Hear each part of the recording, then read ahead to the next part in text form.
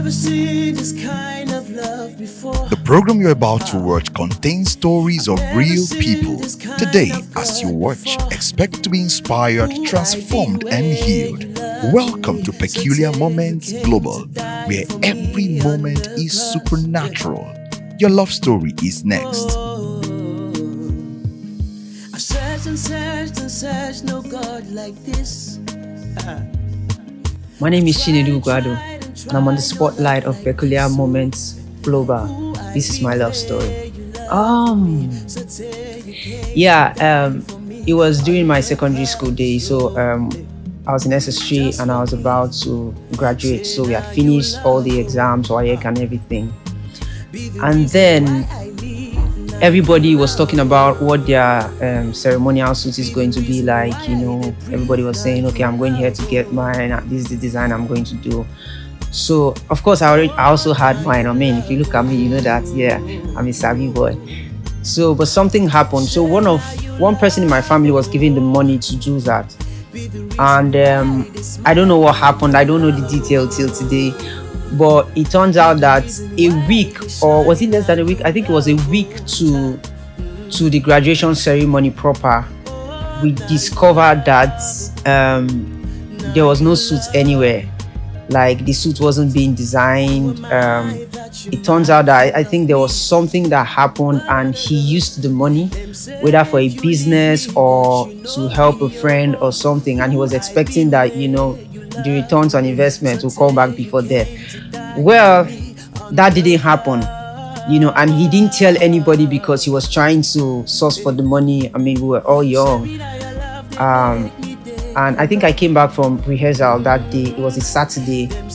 And I overheard my mom and some persons in the house, saying, how come? And even if money is provided now to make a suit for him, to make the suit he wants, we might not do it and everything. So I bumped into them and I was like, what's happening? And I was so furious. That I just knew it was about my distance. So I was like, what happened to my suit? And then they said, they then told me the story. It was heartbreaking. I was so angry. I came in late from rehearsal that day. So this thing was happening around 9:30. I just barged out of the house. I was so angry. I was filled with rage. I was like, so I'm going to be the only person that's going to be looking awkward. And I've already told myself I'm not going to wear any old suits. I'm not, I have to look like a fine boy, represent. And I walked out of the house, walked out of my street, and I was just walking on the road, on a bar road. I'm a Port Harcourt boy, of course.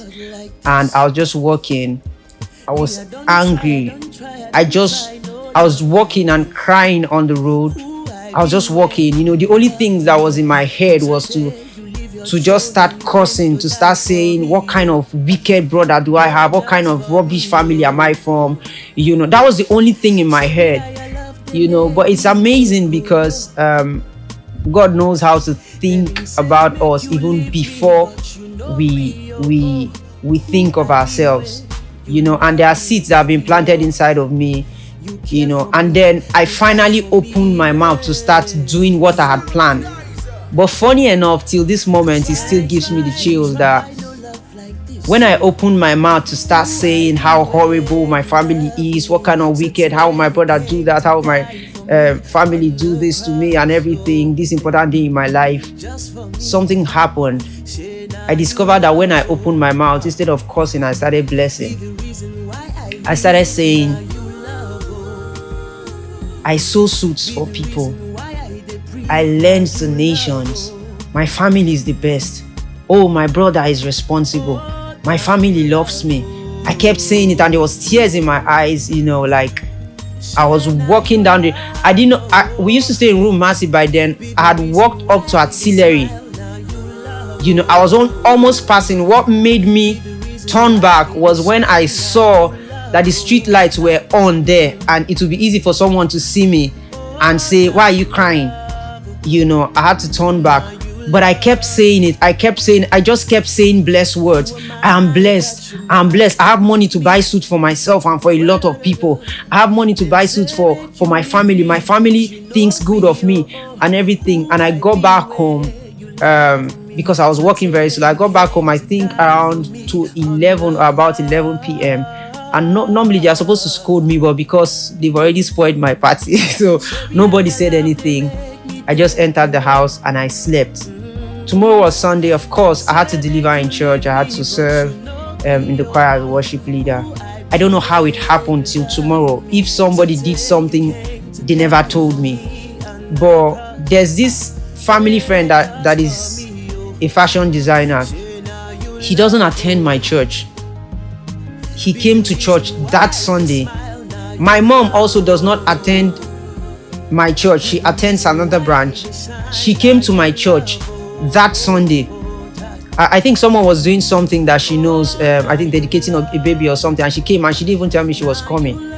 And while we were outside, I saw this family friend of ours that is a fashion designer, and he looked at me and said, boy, how far, you were awesome today, what's happening?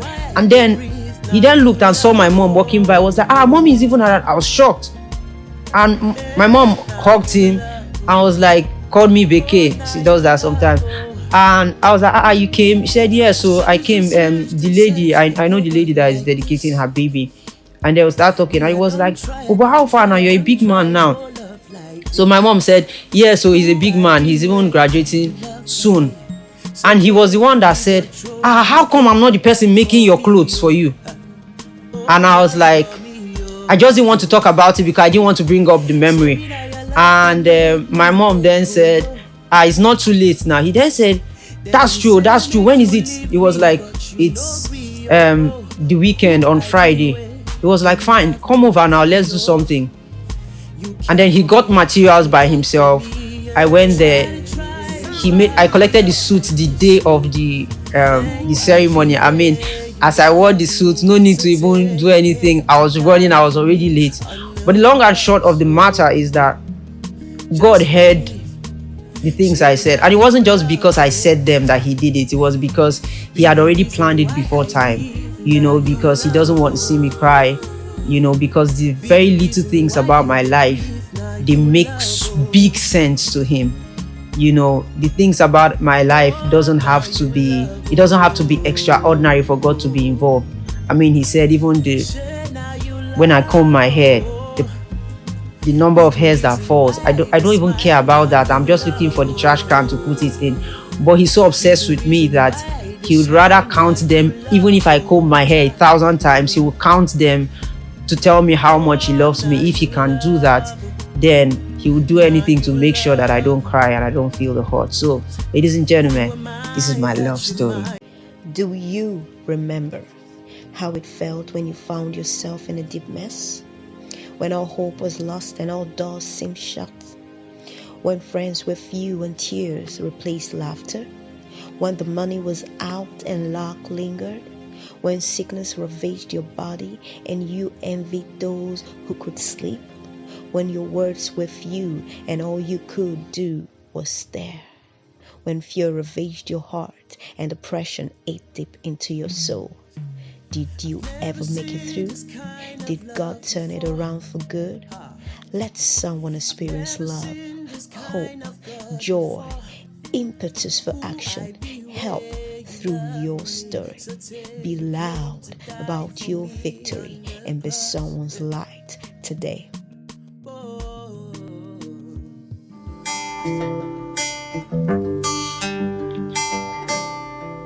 Welcome back. You are the greatest love story told. You are the greatest love ever known. The words that you speak, they light up my world. And your every touch is healing to me. You were patient, you were kind, Never judge me for my mistake. Instead, you keep on praying for me. If you are not love, then love doesn't exist. You're the true definition of what love is. You're the true definition of what love is. You're the true definition of what love is. You're the true definition of what love is. I am the very apple of your eyes. I am the very object of your love. Everything about me matters to you. You were so into me that you died for me. You were patient, you were kind. Never judge me for my mistakes. Instead, you keep on praying for me. If you are not love, then love doesn't exist. You were patient, you were kind. Never judge me for my mistakes. Instead, you keep on praying for me. If you are not love, then love doesn't exist. Oh, you're the true definition of what love is. You're the true definition of what love is. You're the true definition of what love is. You're the true definition of what love is.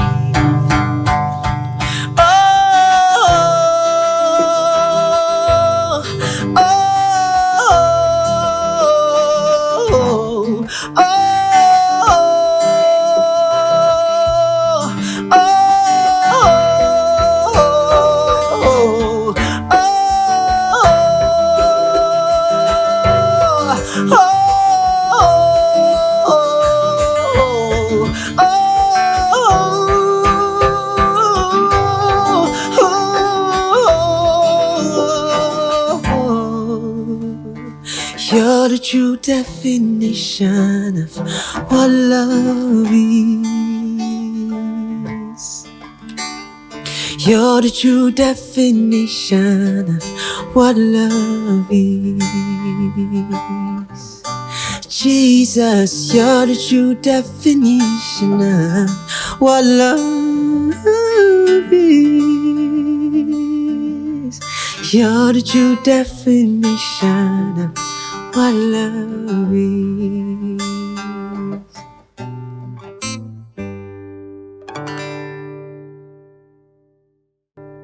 Do you remember how it felt when you found yourself in a deep mess? When all hope was lost and all doors seemed shut? When friends were few and tears replaced laughter? When the money was out and luck lingered? When sickness ravaged your body and you envied those who could sleep? When your words were few and all you could do was stare? When fear ravaged your heart and depression ate deep into your soul?